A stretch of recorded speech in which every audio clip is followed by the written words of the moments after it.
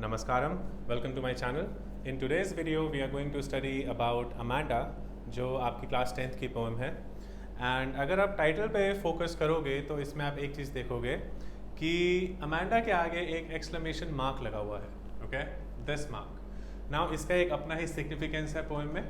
वो क्या सिग्निफिकेंस है we will try to understand कि जो पोएट है रॉबर्ट क्लाइन जिसने ये पोएम लिखी है उन्होंने एक्सक्लेमेशन मार्क क्यों यूज़ किया है इस नाम के आगे। तो बेसिकली अगर आप अपने एनवायरनमेंट में या अपने घर में ही ऐसी चीज़ अगर नोटिस करोगे और अगर आप ये करीबी से जानने की कोशिश करोगे कि आपको जिस नाम से बुलाया जाता है वो उसका बुलाने का तरीका क्या है, ओके, आपकी मदर या आपके फादर जो हैं या आपके रिलेटिव्स जो हैं आपको अगर बुलाते होंगे तो कईयों का अपना सबका अपना अपना तरीका होता है। कोई अथॉरिटेटिव टोन से बुलाता है, कोई लविंग टोन से बुलाता है, कोई कमांडिंग टोन से बुलाता है। तो सबकी अपनी अपनी एक टोन होती है, सबका अपना अपना एक नज़रिया होता है आपको बुलाने का। नाउ इसमें जो है उन्होंने जो एक्सक्लेमेशन मार्क यूज़ किया है वो पोएम में क्या दिखाना चाह रहे हैं we will try to understand pretty soon. छोटी सी पोएम है, इंटरेस्टिंग सी पोएम है। लेट्स जस्ट सी कि आप क्या इस पोएट से या फिर इसके व्यूज़ से या इसके थॉट से आप लिंक कर पाते हैं, क्या आप रेजोनेट कर पाते हैं, क्या आपको समझ में आता है कि हाँ ऐसा कुछ आपके साथ भी होता है या नहीं। Will try and understand, okay. So इसमें क्या बोला गया है कि जो पोएट है he wants to depict the mental state of a school going girl always checked by her elders mother always giving her a list of dos and don'ts.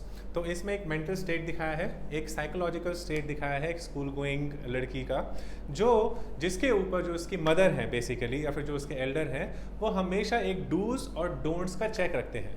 Dos और don'ts का चेक रखना मतलब कि ऐसा मत करो, ऐसा करना है, ये नहीं करना, वो करना है, ऐसा नहीं जाना, वहाँ नहीं जाना, ये नहीं पहनना। इसको sets of dos and don'ts बोलते हैं, ओके। शायद आप लोगों की लाइफ में भी ऐसे कुछ लोग हों जो ऐसे sets of dos and don'ts आपके ऊपर लगा के रखते हों। तो कुछ वैसी सी ही चीज़ इसके अंदर बताई गई है। जब ऐसा सा होता है तो जो लड़की है उसको ये बताया गया है the girl is annoyed, she finds an escape in dreams of life full of freedom, brushing aside all the instructions में लिव एज शी प्लीजेस। तो अब होता क्या है कि जब उसके ऊपर इतने अथॉरिटेटिव नेचर से अथॉरिटेटिव टोन से इतने डूज एंड डोंट्स लगाए जाते हैं तो जो लड़की है उसको ये दिखाया गया है कि वो एक ड्रीमी वर्ल्ड में चली जाती है, ओके। उसको अपना एक ड्रीम वर्ल्ड में रहना ज़्यादा अच्छा लगता है क्योंकि वहाँ पर उसको रोकने टोकने वाला कोई नहीं होता, वहाँ पे वो जिस तरीके से चाहेगी वैसे ही रहेगी। तो ऑब्वियसली जो बच्चा है वो एक प्रेजेंट वर्ल्ड में एक अपने परिवार वालों के सामने क्यों रहना पसंद करेगा जब उसको इतना टोका जाएगा। तो वो अपना ही एक ख्याली जो है पुलाव जिसको पकाना बोलते हैं, कुछ वैसा सा एक सिस्टम अपना बनाती है ड्रीमी वर्ल्ड में, ओके। उस थॉट में ही अपने आप में वो सारे काम करती है जैसा उसको ठीक लगता है वो चीज़ है। Then it says he has an authoritative and unsympathetic tone of a mother in addressing her daughter। तो जो ये वाली लाइन है, ये वाली लाइन ये डायरेक्टली रिलेट करती है आपके एक एक्सक्लेमेशन मार्क से, ओके। अमांडा तो कुछ इस तरीके की अथॉरिटेटिव टोन, राइट। तो वो ये बता रही है कि जो मदर की एक अथॉरिटेटिव टोन दिखाई है एक अनसिंपैथेटिक टोन दिखाई है। The mother is not sympathetic towards the daughter. तो वो चीज़ कुछ इसके अंदर देखने को मिलेगी। अब अनसिंपैथेटिक क्यों है, वो क्यों डॉटर के लिए इतना ज़्यादा डूज एंड डोंट्स उसने लगाए हुए हैं, वो सब भी हम समझने की इसमें कोशिश करेंगे। ये तो है नहीं कि मदर को मज़े आ रहे हैं, ओके। तो कुछ ना कुछ रीज़न ज़रूर होगा कि क्यों वो चाहती है कि उसकी बच्ची जो है ऐसा करे ऐसा ना करे। तो वो चीज़ भी हम इसके अंदर समझने की कोशिश करेंगे। But why there is an exclamation mark, this is the reason, okay. Then जो ये वाला पोर्शन है ये इंपॉर्टेंट है, ये आपको समझना बहुत ज़्यादा ज़रूरी है। अगर आप पोएम को देखोगे तो पोएम कुछ इस तरीके से लिखी गई है कि उसमें जो मदर है, जो मदर के डायलॉग्स हैं एक कन्वर्सेशनल तरीके से पोएम लिखी गई है, ओके। जो मदर के डायलॉग्स हैं वो एक फ्री वर्स में लिखे गए हैं। फ्री वर्स किसको कहते हैं, जिसमें पोएम की लाइंस, जैसे जो पोएम की लाइंस होती हैं उनमें रिदमिक पैटर्न नहीं होता, राइमिंग स्कीम नहीं होती, ओके। राइमिंग स्कीम नहीं होती उसके अंदर, जिसको हम फ्री वर्स डायलॉग्स बोलते हैं या फिर पोएम की लाइंस को बोलते हैं। ऑन द अदर हैंड इसमें जो बच्चे के डायलॉग्स बताए हैं, हावेवर इसमें कुछ ऐसा नहीं है कि बच्चों को बात करते दिखाए अपनी मदर से, बट उसके जो डायलॉग्स हैं वो पैरेंथीसिस में मतलब ब्रैकेट्स में दिखाए गए हैं। बच्चे के डायलॉग्स में जो है राइमिंग स्कीम जो है वो यूज़ करी गई है बच्चों के डायलॉग में, ओके तो ये डिफरेंस चलता है किसके अंदर, मदर अपनी डॉटर को कुछ ना कुछ अथॉरिटेटिव में टोन में बोल रही है, समझा रही है, ओके और जो बच्चा है क्योंकि वो एक ड्रीमी वर्ल्ड में है, वो ड्रीमी वर्ल्ड में रिस्पॉन्स देने की कोशिश करता है, वो क्योंकि मदर को डायरेक्ट रिस्पॉन्स वो नहीं दे सकता इसके अंदर, तो उसके थॉट्स को, उसकी कन्वर्सेशन को ब्रैकेट्स में दिखाया है। That means the mother is unable to hear what she is speaking, okay और पोएट यही दिखाना चाहता है कि मदर को वो सुनाना भी नहीं चाहता, वो हम रीडर्स को सुनाना चाहता है कि वो बच्चे के दिमाग में क्या चल रहा है। तो वो पैरेंथेसिस के उससे उसने यूज करके उस चीज को समझाने की कोशिश करी है। That is what it is saying, that poem has a conversational style yet only the mother is the speaker, child's thoughts are in parenthesis, not uttered, seems to be listening in silence। तो जो बच्चा है वो silence में ही सुनता है बस। Stanzas given to mother are in free verse, giving jolts and jerks. तो जो मदर के जो स्टैंजाज हैं उसको फ्री वर्स में, क्योंकि उसमें कोई राइमिंग स्कीम नहीं है, कोई रिदमिक पैटर्न नहीं है उसका, तो उसमें ऐसा नहीं वैसा नहीं। अभी दिखाता हूँ आपको पोएम की लाइंस तो कुछ आपको समझ में आएगा। उसमें जोल्ट्स एंड जर्क्स दिए हुए हैं, whereas used rhyming scheme for the child's thoughts. तो जो बच्चे के थॉट्स जो हैं उसके लिए राइमिंग स्कीम यूज की हुई है। तो एक बार पोएम देखना आपको समझ में आएगा कि कैसे जो है ये मदर के डायलॉग है, ओके और ये जो है ये अमांडा के डायलॉग है। मदर के डायलॉग देखिए इसमें कोई पैरेंथेसिस नहीं है, कोई ब्रैकेट नहीं है। अमांडा के डायलॉग में देयर आर ब्रैकेट्स। मदर के डायलॉग में कोई राइमिंग स्कीम नहीं होगा, कोई रिदमिक पैटर्न नहीं होगा। Don't bite your nails Amanda, don't hunch your shoulders Amanda, stop that slouching and sit up straight Amanda, right. तो कोई राइमिंग स्कीम नहीं है। आप ये समझेंगे कि अमांडा अमांडा अमांडा, इसको राइमिंग स्कीम में मत लेके जाना, ए कुछ राइमिंग स्कीम नहीं बनी है, ओके। सो वो एक जोल्ट्स एंड जर्क्स इसके अंदर दिखाए हैं, मतलब झटके जिस तरीके से बोला था कि ये नहीं करना, ऐसे मत बैठो, वैसे मत करो, वो चीज़ दिखाई है। और ऑन द अदर हैंड जो भी पॉइंट समझाया था, जो अमांडा की जो थॉट्स होते हैं वो ब्रैकेट्स में, पैरेंथेसिस में दिए गए हैं। क्या देखिए इसमें आपको राइमिंग स्कीम दिखेगी। There is a languid emerald sea where the sole inhabitant is me, a mermaid drifting blissfully. तो देखिए तीनों में एक राइमिंग स्कीम चल रही है, राइट। तो एक वो कन्वर्सेशन थॉट जो चलता है उसके दिमाग में, मतलब रिस्पॉन्स के उसमें जरिए में, वो एक थॉट प्रोसेस में पैरेंथेसिस में डाल के दिखाया गया है ना। पूरी पोएम में देखिए यही चीज़ है। फिर जो मदर के डायलॉग आएंगे उसमें कोई भी वो नहीं है, देखिए अमांडा अमांडा अमांडा, ये नहीं करना, वो करो, ऐसे करो। फिर जब अमांडा का डायलॉग आता है उसमें ब्रैकेट्स पैरेंथेसिस में है और उसमें आपको स्ट्रीट फीट स्वीट ये जो है एक रिदमिक पैटर्न दिख जाएगा। फिर अमांडा अमांडा अमांडा, देखिए फिर ये मदर के हैं, बट जब वापस जब अमांडा के आएंगे तो इसमें केयर रेयर है, देखिए फिर से इसमें राइमिंग स्कीम आ गई। तो ये चीज़ एक इंपॉर्टेंट है, आपके एग्जाम में क्वेश्चन में पूछी जा सकती है कि पैरेंथेसिस में क्यों है, कन्वर्सेशनल टोन कैसी है, इसमें जो एक एक्सक्लेमेशन मार्क यूज़ किया गया है वो क्यों यूज़ किया गया है।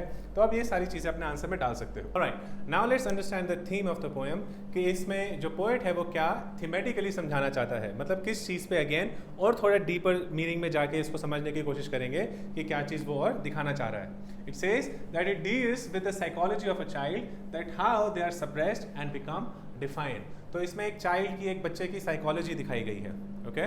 तो जो बच्चे की साइकोलॉजी है उसको अगर आप जितना दबा दोगे, बिकॉज बच्चे का जो माइंड होता है वो एक बर्डिंग माइंड होता है, वो अपने हिसाब से सोचना चाहता है, अपने हिसाब से चीज़ों को करना चाहता है।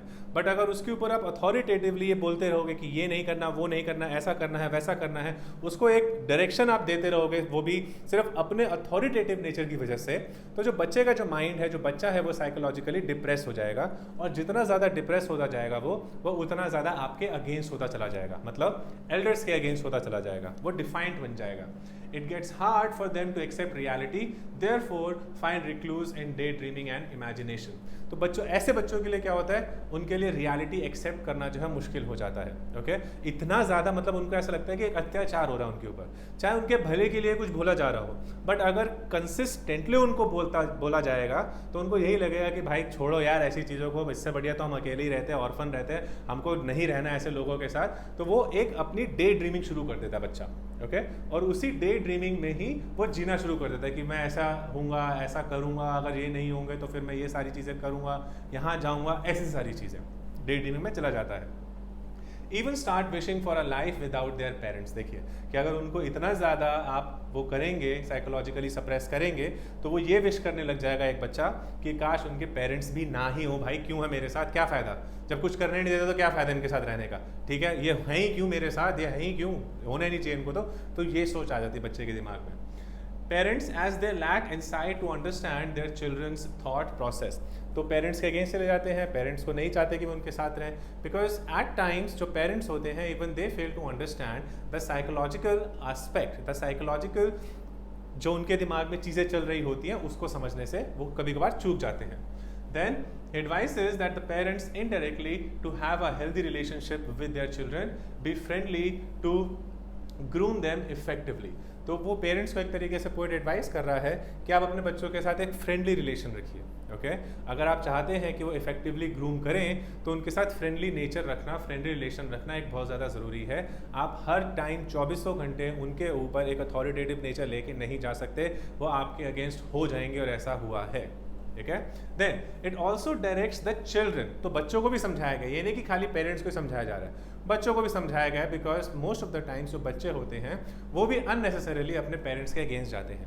वो अगर कुछ उनको समझाना चाहते हैं उनके भले के लिए तो वो नहीं सुनते हैं। तो ये बच्चों को भी डायरेक्टिव एक हो रही है पोएम क्या, it also directs the children to listen to their elders and stop day dreaming, can be possible if children are given due liberty. तो बच्चों को डे ड्रीमिंग करने से रोका गया है, बोला गया है कि नहीं करनी चाहिए, बिकॉज अगर वो एक ख्याली दुनिया में जीने लग जाएंगे तो उस ख्याली दुनिया में उनको सब कुछ परफेक्ट लगेगा।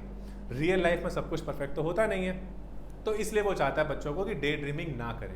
और ये कैसे पॉसिबल है कि बच्चों को अगर ड्यू लिबर्टी दी जाए, ओके पेरेंट्स या एल्डर्स जो हैं बच्चों को जितनी सही है उनके लिए अगर उतनी लिबर्टी दी जाए तो वो डे ड्रीम नहीं करेगा।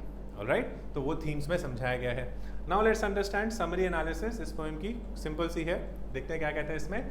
The readers get to peep into the psyche of a young girl not allowed to enjoy the life of her own choice, feels her liberty to be curtailed by her mother as she keeps reprimanding her for something or the other, not biting her nails, sitting erect without slouching। तो इसमें एक psyche दिखाई है again young child की।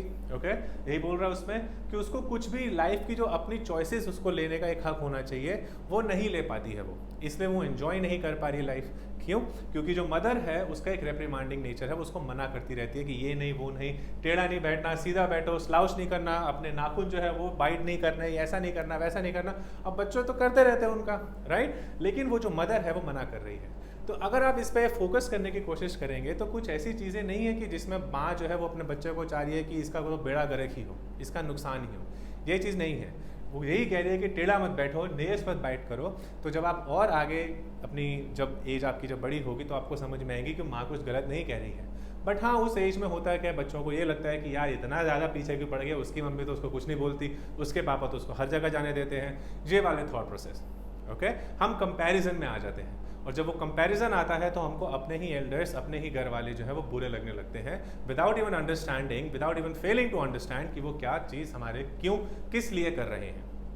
Right now offended by her mother finds an escape into an imaginary world, एक imaginary world में चली जाती है क्योंकि वो ऑफेंसिव अपनी मदर से एक ऑफेंसिव नेचर, मतलब उसको ये लगता है कि यार मुझे नहीं सुननी इसकी, बिल्कुल भी नहीं सुननी, तो एक इमेजिनरी वर्ल्ड में चली जाती है वो।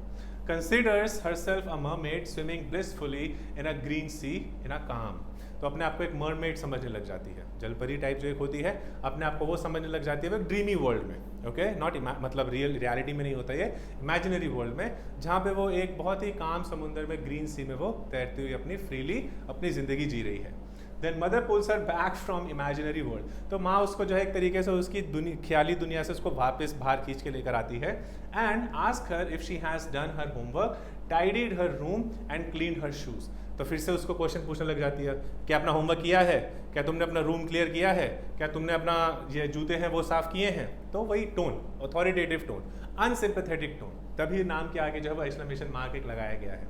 ओके तो मदर जो है वो उसको बार बार वैसे पूछ रही है। Now she turns a deaf ear to all the questions as they were many, तो वही जो बच्चों की आदत होती है कि भैया इतने क्वेश्चन पूछ रही है मेरे को जवाब ही नहीं देने, वो एक तरीके से बहरे होने का नाटक, मतलब उसको कि सुनाई नहीं दे रहा, मेरे को फर्क नहीं पड़ता, जो पूछना पूछो। तो she turns a deaf ear towards the questions, whatever the questions the mother is asking to her daughter, वो एकदम अनसुना करने की कोशिश करती है। Imagines herself to be an orphan, ये चीज़ बेटा इसमें ऐसी देखकर दिखाया गया है कि वो उस स्टेट पे आ जाती है कि वो अपने आप को एक तरीके से चाहती है कि मैं ऑर्फन ही हो जाऊं, मेरे लिए वो ज़्यादा अच्छा होता, मेरे माँ बाप ना होते मेरे सर पे वो ज़्यादा अच्छा होता, बजाय इतने सारे क्वेश्चन मेरे से पूछे जाते हैं। ठीक है देखिए, नो वन चेक्स और nag her, imagines herself to be roaming on the street barefoot without any pestering individuals. तो उसको अगर वो ऑर्फन होती तो कोई भी उसके ऊपर डूज एंड डोंट्स नहीं लगाता, कोई भी उसको इतना ज़्यादा नैग नहीं करता कि ऐसा मत करो वैसा मत करो, वही डूज एंड डोंट्स वाले। और वो स्ट्रीट्स पे जो है नंगे पाँव घूमती बिना किसी से परेशान हुए, कोई भी उसको परेशान नहीं करता, एकदम आज़ादी से अपना घूमती अगर वो एक ऑर्फन होती। ओके क्यों ऐसा थॉट आया? बिकॉज उसको एक नैगिंग मदर मिली हुई है। मदर नैगिंग मतलब कि वो उसको हर एक चीज़ पे नुक्ताचीनी जो होती है वो करने पे लगी हुई है। तो वो अपने आप को इमेजिन कर रही है कि काश में ऑर्फन होती। आपने भी देखा होगा सड़क पे चौराहे पे कुछ बच्चे होते हैं, अगर वो ऑर्फन्स हैं तो उनको कितना फ्री, मतलब अपना मस्त धुन में वो लगे होते हैं। But that doesn't mean that you also want it. But situations अगर ऐसी होंगी तो यू विल स्टार्ट इमेजिनिंग कि काश हम भी वैसे ही होते। ओके बिकॉज वो आज़ादी है, वो फ्रीडम आपको दिखती है, और यहाँ पर आपको दिख रहा है कि आपको बांधा हुआ है, इसीलिए। Then it says she looks away as her mother asks her not to eat the chocolates as they aren't good for her acne. She is made to look her into the face while being talked to. Okay? तो वो बोलते हैं कि chocolate नहीं खानी क्योंकि chocolate खाओगे तो तेरे एक्ने होंगे, एक्ने के लिए तेरे अच्छे नहीं है वो। ओके तो वो उसको मतलब इग्नोर करने की कोशिश करती है। माँ बोलती है कि सामने देखो, मेरी आंखों में देखो जब मैं बात कर रही हूँ तो, ओके इधर नहीं देखना। तो हम सबकी माओ ने भी ऐसा किया हुआ है, करती भी होंगी अभी भी, राइट? तो आंखों में देखो जब मैं बात कर रही हूँ। तो इस अथॉरिटेटिव टोन से उसको बार बार समझाते हैं। स्कूल में टीचर्स भी कभी कभार ऐसे करते हैं, राइट? कि अगर बच्चे को डांटा जा रहा है, समझाया जा रहा है, अगर बच्चा इधर उधर देख रहा है तो टीचर भी बोलते हैं लुक इनटू माय आईज, वो वाली चीज़ है इसके अंदर। Now triggered Amanda imagines herself to be Rapunzel. ये अच्छा पॉइंट है इसके अंदर एक, कि अमांडा जब ट्रिगर हो चुकी होती है क्योंकि उसको इतना फिर से नैगिंग पे शुरू हो गए, तो अपने आप को रपंजल कंसीडर करने लग जाती है। ओके आपने कार्टून्स में देखा होगा, रपंजल जो है वो एक जर्मन फेरी टेल है, फेरी टेल में कैरेक्टर है, who was imprisoned in a tower by a witch. She has long golden hair, would let them out of the window to let her prince use them to climb up to meet her. Okay? तो अब इसमें यही चीज़ है कि वो अपने आप को एक रपंजल अब कंसीडर करने लगती है। ओके जर्मन फेरी टेल की एक वो कैरेक्टर है जिसमें उसके बहुत ही लंबे गोल्डन बाल होते हैं, और उसको एक विच जो एक जादूगरनी टाइप जो होती है, चुड़ैल टाइप जादूगरनी, वो उसको एक बहुत ही ऊंचे टावर पे बंद करके रख देती है उसकी ख्वाहिशों के खिलाफ। ओके उसकी आज़ादी छीन लेती है। तो जब वो उस टावर में रपंजल जब बंद होती है, देखिए कैसे रिलेट करे, वो अपनी माँ को एक विच कंसीडर कर रही है और अपने आप को रपंजल। ओके तो उस टावर में जब वो बंद होती है, क्यों बंद करती थी? क्योंकि वो जो विच है वो उसको उसके लवर से नहीं मिलने देना चाहती। ओके बट उसका जो लवर है वो उससे मिलने आना चाहता है। तो रपंजल के बाल जो होते हैं वो बहुत बड़े होते हैं, तो वो खिड़की से, उस टावर की खिड़की से अपने बाल नीचे फेंकती है, और जो उसका जो लवर है वो उस बालों को पकड़ के चढ़ के ऊपर आ जाता है। That is how they meet. तो वो चीज़ वो इसमें इमेजिन करने लगती है। बट इसमें थोड़ा सा एक ट्विस्ट है, वो अपने आप को रपंजल तो कंसिडर करती है, but she does not want anyone to climb her hair or to come to rescue her or to free her. She wants to have liberty of freedom, or she wants to have freedom herself. वो ये नहीं चाहती कि कोई और उसको आके आज़ाद करे, वो खुद आज़ाद होना चाहती है। Amanda prefers solitariness than meeting with anyone. तो उसको solitariness चाहिए, अकेलापन चाहिए, उसको कोई चाहिए नहीं कि कोई आके मुझे आज़ाद करे, मुझे नहीं चाहिए। मैं अपने solitariness में रहने के लिए, solitude में रहने के लिए तैयार हूँ, मेरे को लेकिन किसी से मिलना नहीं है, मुझे आज़ाद छोड़ दो भाई, बस अकेला छोड़ दो, आज़ाद छोड़ दो। Therefore she won't let down her hair to let anyone else liberate her. इसलिए वो अपने बाल नीचे नहीं छोड़ेगी, किसी और को आज़ाद नहीं करने देगी अपने आप को। वो खुद चाहे बंदगी में रहे, ओके लेकिन वो अकेली रहना चाहती है, वो नहीं चाहती कि कोई और उसको आगे नैक करे, अब चाहे वो उसका लवर ही क्यों ना हो। Now again she is drawn out of her daydreaming by her scolding mother, commands her to stop sulking. Mother doesn't want others to get a wrong impression that she has been nagging her daughter. तो वो फिर से अपनी mother जो है उसको फिर से उस डे ड्रीमिंग से बाहर लेकर आती है, वो उसको बोलती है कि डे ड्रीमिंग करना छोड़ दे। और मदर कहीं ना कहीं ये भी चिंता कर रही है कि और लोगों को क्या लगेगा कि मैं अपने बच्चे को बार बार नैक कर रही हूँ, ये मत करो वो मत करो। तो वो ये भी नहीं चाहती कि औरों पे जो है गलत इंप्रेशन पड़े। ओके वो ये भी नहीं चाह रही। Now Amanda is found to be shifting from imagination to reality and then back to imagination again. तो अमांडा को कुछ ऐसा दिखाया गया है कि कभी जब मदर उसको समझाने की कोशिश करती है, कुछ करने की ना करने की कोशिश उसको बात बताने की कोशिश करती है, तो वो कभी इमेजिनेशन में चली जाती है, कभी रियलिटी में आ जाती है, फिर इमेजिनेशन में चली जाती है, फिर रियलिटी में आ जाती है। तो that is how she is been living her life. तो वही उसकी एक साइकी दिखाई गई है। ओके किसकी? अमांडा की वही साइकी दिखाई गई है कि वो किस तरीके से इधर इमेजिनेशन टू रियलिटी जंप करती रहती है, because she doesn't want to be pestered by her nagging mother any more. Okay यही है इस पोएम के अंदर, और कुछ भी नहीं है। एक मैसेज समझने की कोशिश करते हैं कि पोएट क्या मैसेज देना चाह रहा है। Parents should stop excessive nagging as this could result in making their kids defiant. They would eventually start to dislike them and would start escaping into an imaginary world. तो parents को एक तरीके से वो मैसेज ये देना चाह रहा है पोएट इसमें कि एक एक्सेसिव नैगिंग जो है वो बंद करनी होगी। एक्सेसिव बच्चों पे रूल्स और रेगुलेशंस लगाना, डूज एंड डोंट्स लगाना, जो है हर बात पे नुक्ताचीनी निकालना करना बंद करना होगा। नहीं तो बच्चे जो हैं वो डिफाइंड हो जाएंगे, मतलब आपके अगेंस्ट जाने लगेंगे और आपकी सुनेंगे नहीं और इमेजिनरी वर्ल्ड में अपना एक जीना शुरू कर देंगे, एक अपना एक खुद का दुनिया बनाएंगे और उसमें जीना शुरू कर देंगे, आपसे दूर रहना चाहेंगे। Then they should rather have a healthy bond, should understand child's psychological state. बल्कि क्या होना चाहिए, एक हेल्दी बॉन्ड होना चाहिए बच्चे और पेरेंट्स के बीच में, ओके उनके साइकोलॉजिकल स्टेट जो है वो बरकरार रहे, अच्छा बना रहे, तो एक हेल्दी और फ्रेंडली रिलेशन होना बहुत ज़्यादा ज़रूरी है। देन बच्चों को भी समझाया गया एक चीज़ कि children in turn should also be respectful and responsible towards their parents. तो अगर बच्चे, जहाँ पेरेंट्स एक स्टेप आगे ले रहे हैं, वहाँ बच्चों को भी एक स्टेप आगे लेना बहुत ज़्यादा ज़रूरी है। अपने पेरेंट्स के टूवर्ड्स रिस्पेक्टफुल होना और रिस्पॉन्सिबल होना बहुत ज़रूरी है। उनका ये समझना बहुत ज़रूरी है कि हमारे पेरेंट्स जो हमारी भलाई के लिए बोल रहे हैं, ये नहीं है कि हमारा नुकसान चाहते हैं। Okay, most of the parents, hardly ऐसा कोई पेरेंट होगा जो अपने बच्चे का नुकसान चाहता है, उनका फ़ायदा ही चाहते होंगे।